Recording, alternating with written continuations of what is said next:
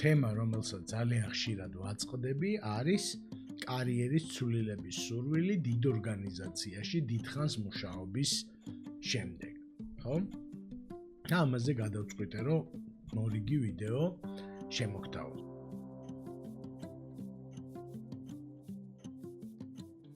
ესე იგი, პირველ რიგში უნდა ვთქვათ, რომ დიდ ორგანიზაციაში მუშაობა, სადაც ასობით ან ათასობით ადამიანი მუშაობს, ითვლება კარიერის ძალიან კარგ დასაწყისად ახალგაზრდა ადამიანისთვის ბევრი მიზეზით, ხო? ერთი რომ დიდ ორგანიზაციას უკავშირდება შედარებით დალაგებული სისტემები და პროცესები და ინტეგრაცია ადვილია, იმიტომ რომ შედიხარ ფაქტიურად ამუშავებულ მანქანაში და მარტივია შედარებით რომ ჩაეწერო. მეორე ასპექტი არის, რომ სანაცნობო ქსელი ახალგაზრდა ადამიანს ძალიან ჭირდება პროფესიული სანაცნობო და შესაბამისად ახლა სად 10 კაციან ორგანიზაციაში რო იმუშავებ და სად 1000 კაციან ორგანიზაციაში რო იმუშავებ, სანაცნობო ქსელი რა თქმა უნდა უფრო დინამიურად განვითარდება. კომპანიის დადებითი რეპუტაცია, რა ვიცი, უცხოური ამერიკის ვიზის აღება გინდათ თუ რაღაცა თქვენი CV-ით ვიღაცაზე შთაბეჭდილების მოხდენა, სტუდენტური იქნება თუ მაგისტრატურა თუ გაცვლით პროგრამები, რა თქმა უნდა, დიდი და კარგი რეპუტაციის კომპანია ძალიან დაგეხმარება. ისიც გასათვალისწინებელია, რომ დიდ ორგანიზაციებში მენტორობის და ტრეინინგის გავლის შესაძლებლობები გაცილებით მეტია, იმიტომ რომ როგორც წესი ეს ორგანიზაციები შედარებით მდიდარია და შედარებით დალაგებული აქვს, თქვათ, HR პროცესები და სხვა პროცესებიც, ხო?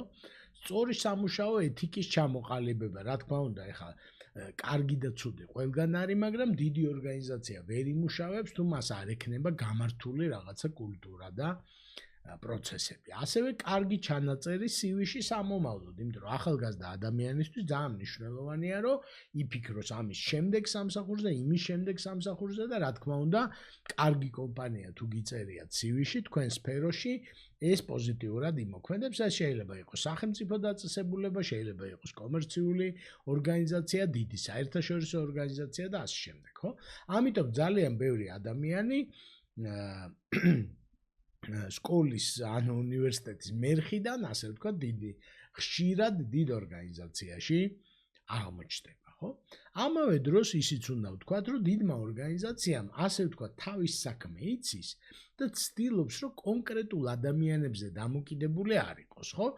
გაგვიგია ეს ფრაზები, რომ ყველა ჩანაცვლებადია, ძალიან მნიშვნელოვანია შთამომავლობითობის დაგეგმვა, succession planning ორგანიზაციაში, რომ სანდრო თუ არ მოვა სამსახურში, ვანომ გააკეთოს მისი საქმე, ვანო თუ არ მოვა მისი საქმე, სხვამ გააკეთოს და ასე შემდეგ. ამიტომ ორგანიზაცია ცდილობს, რომ ადამიანებზე დამოკიდებულება მინიმუმზე დაიყვანოს და შესაბამისად ლოგიკურია, რომ კონვეიერი ავაშენოთ, სადაც თითოეულ ადამიანს აქვს კონკრეტული რაღაცა საქმე, ვიწრო სპეციალიზაცია, რომელიც პროდუქტიულობასაც უზრუნველყოფს და სხვა რამესაც და ფაქტიურად ერთი მთლიანი საქმე იშლება პატარ-პატარა საქმეებად, როგორც ქარხანაში კონვეიერზე და ამ პატარ-პატარა საქმეებს ვაბარებთ კონკრეტულ ადამიანებს და სწავლებაც უფრო მარტივია, ჩანაცვლებაც უფრო მარტივია და ასე შემდეგ, ხო? შესაბამისად გამოდის, რომ ადამიანის კვალიფიკაცია, ანუ შენ შეიძლება 10 წელი მუშაობდი რაღაც ორგანიზაციაში და მუშაობდი დაუშვათ ხარისხის განვითარების მიმართულებით, ან გაყიდვების მიმართულებით, მაგრამ იმის დაშვება, რომ შენ მთელი გაყიდვები გესმის, როგორ მუშაობს და მთელი ხარისხი გესმის, როგორ მუშაობს, შეიძლება ეს დაშვება არ იყოს სწორი, ხო? ეხლა თუ დაწინაურდი და ყველა ქვედანაყოფში იმუშავე და მე ამათი ყველას უფროსი გახდი, ალბათ სწორედ მასე იქნება, რომ მეტნაკლებად ყველა მიმართულება გეცოდინება, თუმცა მანდაც რაც უფრო დიდი უფროსი გახდები, მით უფრო რაღაცა ტექნიკური საკითხები შეიძლება არ იცოდე, მაგრამ თუ შენ ხარ რიგითი ერთ-ერთი მიმართულებით, დიდი შანსია, რომ სხვა მიმართულებების საქმე უფრო ზოგადად გესმოდეს და არ გესმოდეს კარგად, ხო? ამავე დროს დიდი კომპანიები, ჩემი გამოცდილებით, ამკვიდრებენ რწმენას, ეხლა ამას ცუდი გაგებით არ ვამბობ, უბრალოდ ესეთი რწმენა მკვიდრდება, რომ გარეთ არაფერი არ ხდება. აი ჩვენ რა კარგად ვართ, რა კარგი სასადილო გვაქვს, კაფეტერია, დაზღვევა გვაქვს ძალიან კარგი, მენეჯმენტი ჩვენზე ზრუნავს, გასვლითი ღონისძიებები, ტრეინინგები და აი საწყლები ისინი პატარა კომპანიებში ვინც მუშაობენ და მოკლედ ამისი დანერგვა ამ ცნობიერების, ასე ვთქვათ, ხდება და ხშირ შემთხვევაში ამ სოციუმში ინტეგრაციით, რომელსაც დიდი ორგანიზაცია წარმოადგენს და აი ეს სიკეთეები, რასაც ეს ორგანიზაცია გვაძლევს, ხდება ის მაგნიტები, რომელიც შეჩვეულ თანამშრომელს, რომელმაც რამდენიმე წელი დაყო ამ ორგანიზაციაში, ფაქტურად აწებებს ამ ორგანიზაციას. არადა ორგანიზაციის ეს ძალიან აწყობს, იმიტომ რომ შენ თუ მოტივირებული და კარგი თანამშრომელი ხარ, ყოველ შემდეგ წელს შენი კვალიფიკაცია და კომპეტენცია და აქედან გამომდინარე პროდუქტიულობა უფრო მაღალი იქნება და ფაქტურად ყოველი შემდეგი წელი შეიძლება უფრო ძვირფასი იყოს ორგანიზაციისთვის. ახლა თუ მოგწყინდა და მოტივაცია დაკარგე, მაგაზე არ არის საუბარი, ამიტომ კომპანია ცდილობს, რომ რაც უფრო დიდი ხანია ხარ, თუ კარგი თანამშრომელი ხარ, მით უფრო დიდ ხანს შეგინარჩუნებს და ვერავინ ვერ გაამტყუნებს ამ კომპანიას ამისთვის, ხო? სანამ საუბარს გავაგრძელებთ, მინდა მადლობა გადაუხადო ამ ვიდეოს სპონსორებს.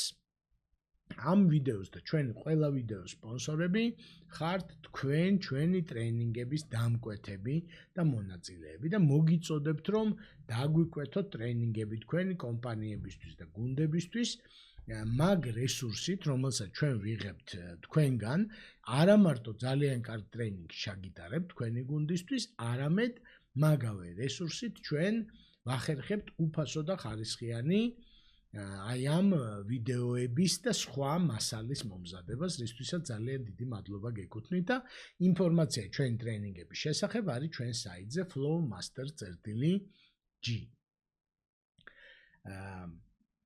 ეხლა ჩვენ ვისაუბრეთ სიკეთეებზე, ასე ვთქვათ, დიდ კომპანიაში მუშაობის და მაგნეტიზმზე დიდი კომპანიის და ისიც უნდა გითხრათ, რომ წლების განმავლობაში პირადად მე, როგორც ბევრი რამდენიმე დიდ კომპანიაში ნამუშევარ ადამიანს, რომელიც წამოვიდა და ჩემი ბიზნესი გავაკეთე, ორი კომპანია, მართვის აკადემია და ფლომასტერი, დამიგროვდა საკმაოდ დიდი გამოცდილება აი ამ ხალხთან ურთიერთობის, ხო? ამ ხალხმა იცის, რომ მე ეს გზა გამოვიარე, დაუშვათ ბანკებში ვიმუშავე 15 წელი, IT კომპანიებში ვიმუშავე, სახელმწიფო სამსახურში ვიმუშავე და მოკლედ აინტერესებს ხშირად ამ ხალხს, ესე იგი ეს ჩემი გამოცდილების გაზიარება და ამიტომ ფაქტიურად დამიგროვდა გამოცდილება აი ამ ხალხთან მუშაობის, ვისაც უნდა კარიერის შეცვლა, უნდა რომ დიდი ორგანიზაციიდან წამოვიდეს, ზოგი კონსულტანტობაზე ოცნებობს, ტრენერობაზე, სპიკერობაზე, თავისი ბიზნესის წამოწყებაზე, საერთაშორისო ორგანიზაციაზე, დამოუკიდებელ კონტრაქტორობაზე, ფრილენსერობას რო ეძახი და ასე შემდეგ და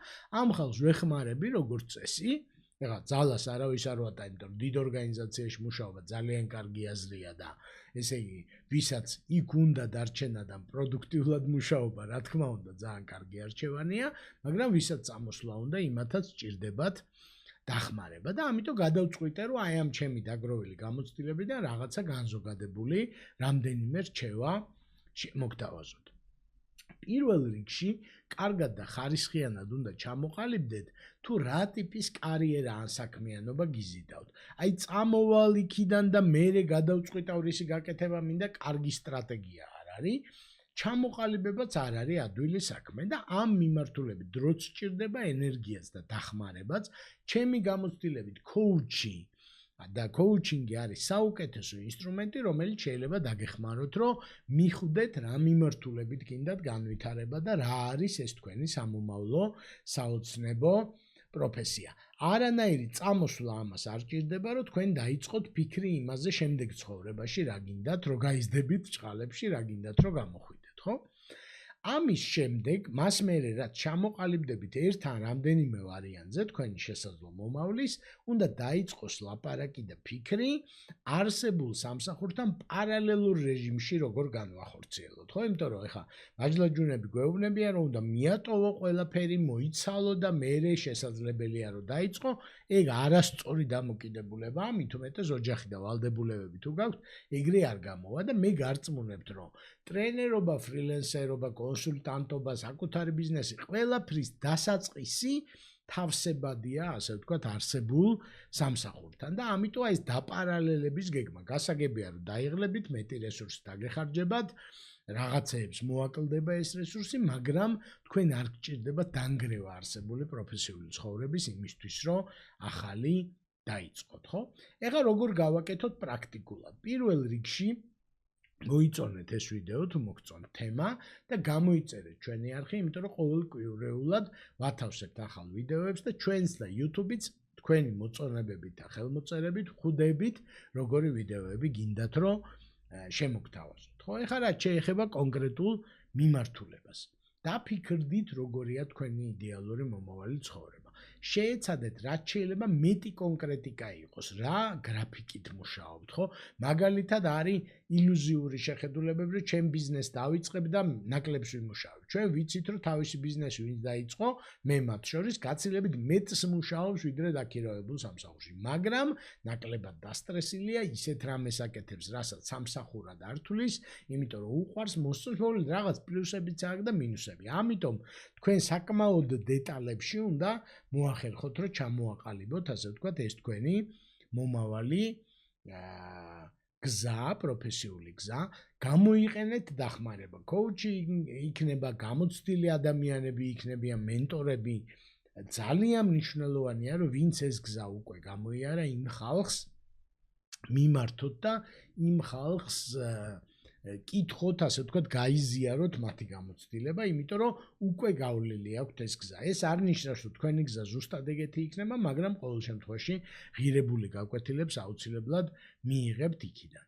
დაიწყეთ ახალი საქმის კეთება პარალელურ რეჟიმში. ეს არის ყოველთვის შესაძლებელი. თუნდაც რომ ფული არ აიღოთ, მოხალისეობრივად გააკეთოთ, ან მცირე მასშტაბით გააკეთოთ, შესაძლებელია სამსახურის პარალელურად და ეს ძალიან დაგეხმარებათ, რომ მნიშვნელოვანი შეცდომები არ დაუშვათ და რაღაცა ბედის ანაბარა არ აღმოჩნდეთ ამ ახალ ასპარეზზე. და ასევე შეეცადეთ, რომ არსებულ სამსახურში შექმნათ ფინანსური და ჯანმრთელობის რეზერვები, ესე იგი, ყველაზე უგუნური რაც მე გამიკეთებია არის რომ წამოვედი სტაბილური სამსახურიდან და ახალი მანქანა ვიყიდე წამოსვლის პირველ დღეს. ეთყობა ეგოს არ ვიცი თუ რას ვაკეთებდი, არ ვიცი.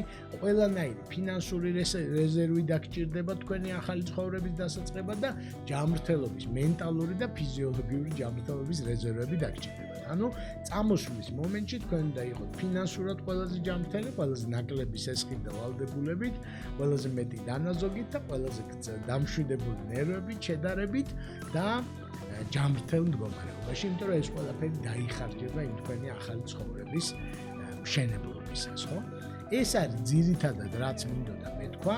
მომწერეთ კომენტარებში შეკითხვები და რა გაინტერესებთ კონკრეტულად, ძალიან დიდარი გამოცდილება დამიგროვდა და აუცილებლად გიპასუხებთ კომენტარებზე.